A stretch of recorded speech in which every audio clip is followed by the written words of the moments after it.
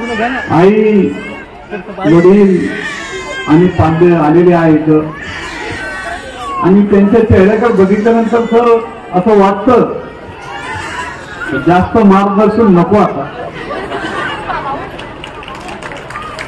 बघा किती टाळ्या वाजल्या. तर आता जे विश्व आहे ना आता फार डिजिटल युग आलेला आहे. आमचे फकीर मामा साहेब म्हणले पेपर वाचा वाचा, पण आता डिजिटल युग आहे, मोबाईलवर पेपर सगळं वाचता येतं. त्याच्यामुळं जे प्रगती होत आहे त्याला स्वीकारा, त्या अनुषंगाने प्रगती करा. या कार्यक्रमाचे अध्यक्ष आमचे मित्र, आमचे स्नेही अशोक अण्णा, या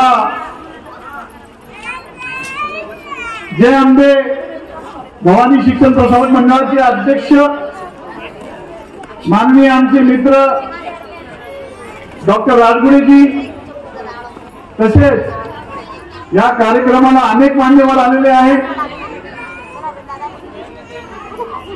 त्यांचे सगळ्यांचे नाव घ्यायचे का कट करायचे? काय ताई काय वाटतं तुम्हाला? नाव घेऊ सगळ्यांचे? नाही ताई सगळ्या बसलेल्या आमची इथं महिला भगिनी आहेत आणि आपण नेहमी म्हणतो तर एका पुरुष जेव्हा यशस्वी होतो तर त्याच्यामध्ये त्याच्या पत्नीचं सिंहाचा वाटा असतो, महिलाचा सिंहाचा वाटा असतो. पण इथं उलट झालेला आहे. नितेश राजगुडे या शिक्षण संस्थेमध्ये, या हायस्कूलमध्ये, या शाळेमध्ये शिक्षणात देण्याचं काम, ऍडमिनिस्ट्रेशनचं काम ते करतायत आणि त्यांना जी अमूल्य साथ जी मिळाली आहे ते डॉक्टर राजगुडे साहेबांची मिळाली आहे. त्यांच्या यशामध्ये तुमचा महत्वाचा वाटा आहे.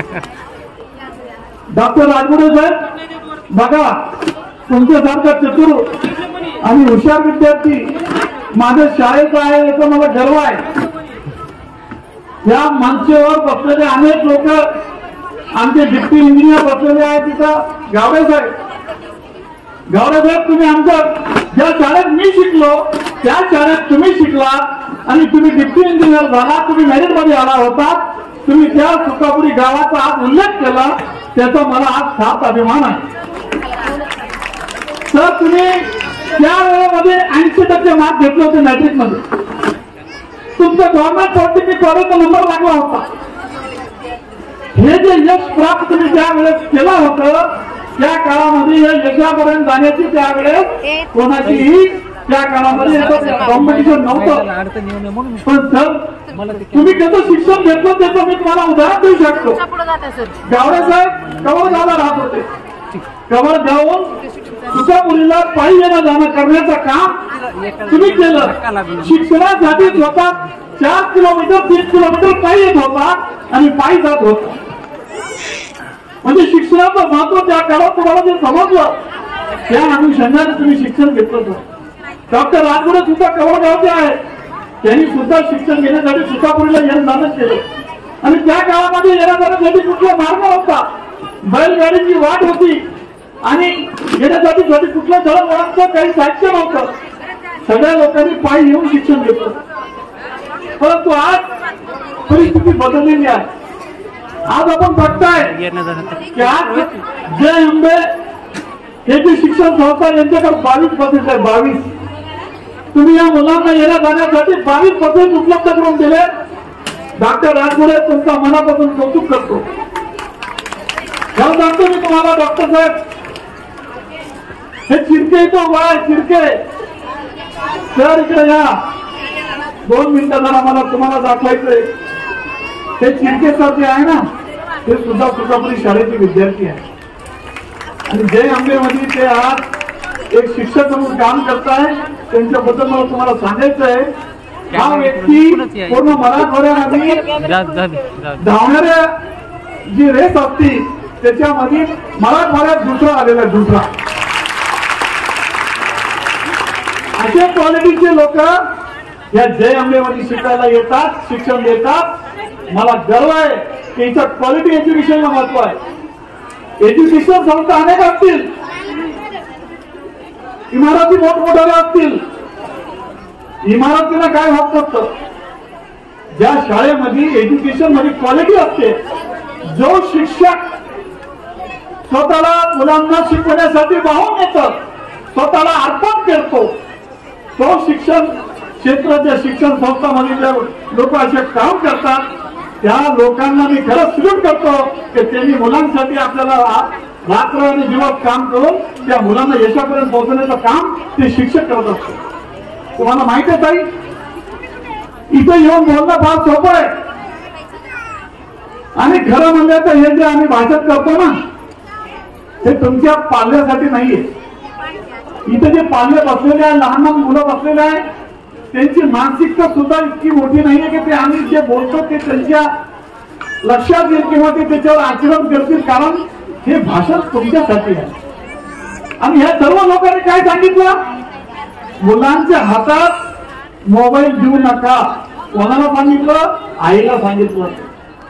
परंतु मला एक सांगायचं डॉक्टर राजगुडे साहेब, मुलांना मोबाईल तर नंतरची गोष्ट आहे, अगोदर आईना मोबाईल कमी हातात घ्यावं. नाही तर मिठाचं सुद्धा काही ताळमेळ लागत नाही. हातात मोबाईल असला तर मग त्या घरामध्ये जास्त जे मोबाईल वापरतात त्या घरामध्ये काय संघर्ष आहे ते मला माहिती आहे. त्याच्यामुळे मी डॉक्टर आहे, माझ्याकडे पेशंट येतात म्हणून मला कळतं काय चाललंय काय नाही आणि काय प्रॉब्लेम आहे.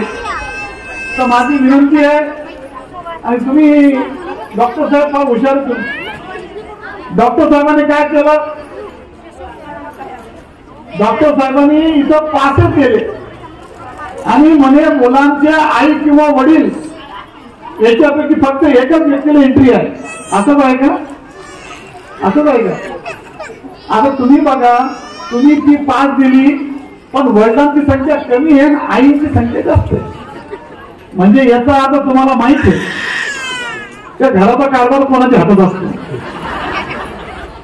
तुम्हाला हे माहिती होती म्हणून तुम्ही तुमची मिसेस इथं प्राचार्य केली आणि तुम्ही या महिलांचा संपर्क जास्त महिलांची चांगला असतो आणि त्याच्यामुळे या शाळेमध्ये जर महिलांचा जर संपर्क जास्त वाढला तर त्यांना माहिती आहे घरामध्ये कोणाची करती आईची.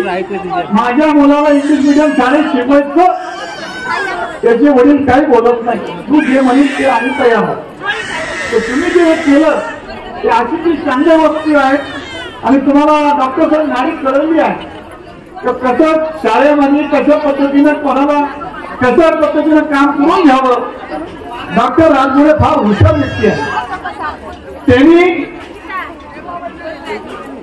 नर्सिंग कॉलेज काढले, एक नाही तर 3 युनिट आहे आणि सगळ्या डॉक्टरांना हे नर्स प्रॅक्टिस साठी तिथं जातात. मला डॉक्टर साहेब तुमचे इथे जितके मुलं मुली असतील, अहो तुम्ही जर एक कॅम्प घेतलं तर सगळे डॉक्टर लोक इथे येतील आणि त्यांनी सगळं फ्रीमध्ये ट्रीटमेंट होईल. तुम्ही ते करा आणि फ्रीमध्ये ट्रीटमेंट द्या. अनेक लोक इथे यायला तयार आहे, सेवा द्यायला तयार आहे, तुमच्या हातात नाही आहे. कारण दवाखाना किती जरी मोठा असला तर नर्सेस सेवा करू शकत नाही, त्यांच्या हातात पुढे इंजेक्शन आहे. त्याच्यामुळे तुम्ही फार हुशार व्यक्ती आहात. तुम्ही सगळ्याच्या पेंड्या आमच्या सगळ्या दाबून ठेवल्या. तुमचं काम फार व्यवस्थित आहे आणि सगळ्यांना मी जास्त बोलणार नाही, पण एकच सांगणार, इथं बसलेले आई वडील आहेत, आमचे मित्र सुद्धा आहे, सन्माननीय स्टेजवर व्यक्ती बसलेले आहेत. मुलांना तर तुम्ही शिकवतात, मुलांना इंग्लिश मध्ये शाळेमध्ये शिकवतात, अतिशय चांगले. परंतु तुम्ही कधी स्वतः कधी आपण किती अभ्यास केला, आपण किती शिकलो, तुम्ही मॅट्रिक झाला आता, कुणी ग्रॅज्युएट असेल कुणी नसेल, मेरी यहाँ बहने बैठी है, आपने तो कोई मैट्रिक पास है क्या?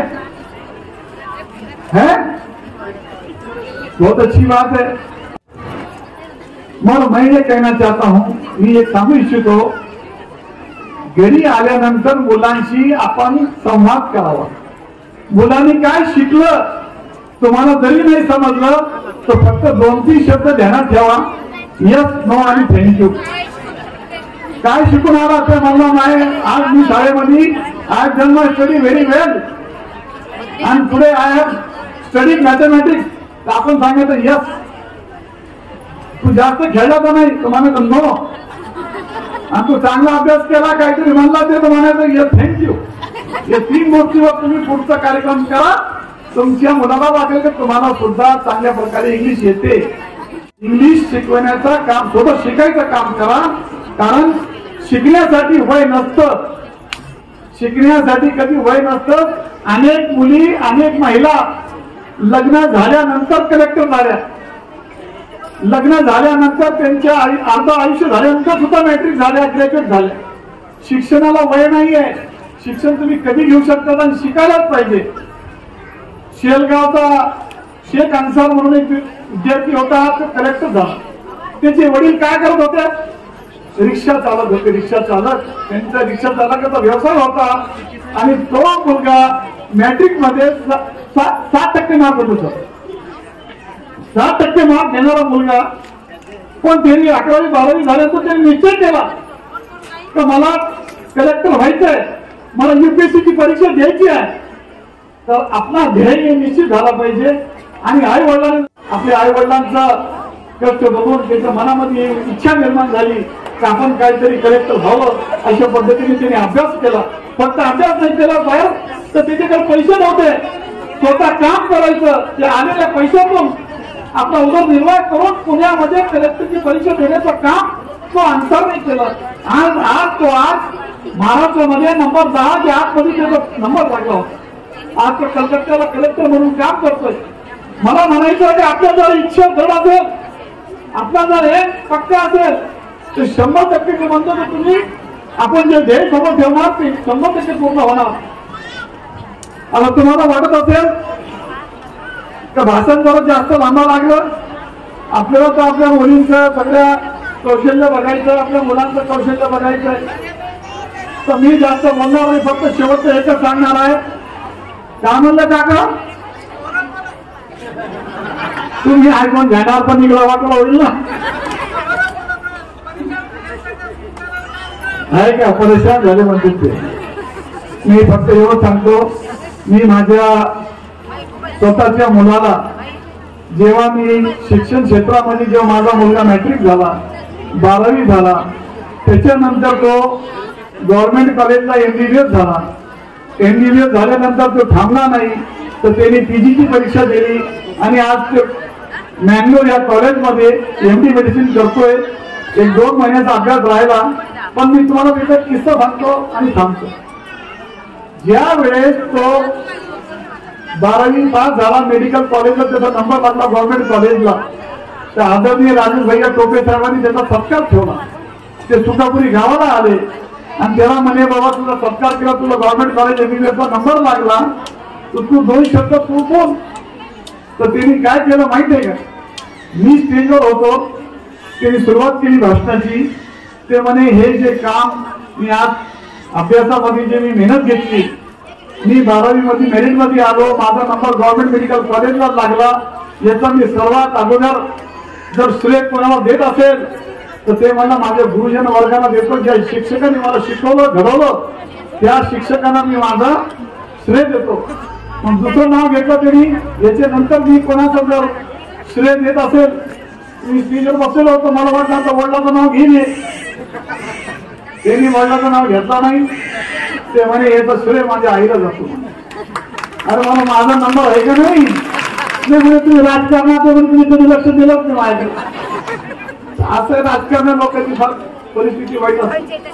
त्याच्यामुळं आम्ही राजकारणामध्ये जिल्हाध्यक्ष पर्यंत जरी गेलो असलो तर सामाजिक भान आमच्या मनामध्ये आज बी आहे आणि तुमच्या भावना मला समजू शकतात. मी सर्वांचे मनापासून डॉक्टर राजगोळे साहेब तुम्ही इतकं सुंदर कार्यक्रम घेतलं. त्या महिला आमच्या भगिनी इथं बसलेल्या आहे, भाऊ आमचे मित्र बसलेले आहे, इथं विद्यार्थी बसलेले आहे. मी मनापासून तुमचं अभिनंदन करतो, तुम्हाला सर्वांचे आभार व्यक्त करतो आणि आपली रजा घेतो. जय हिंद, जय महाराष्ट्र.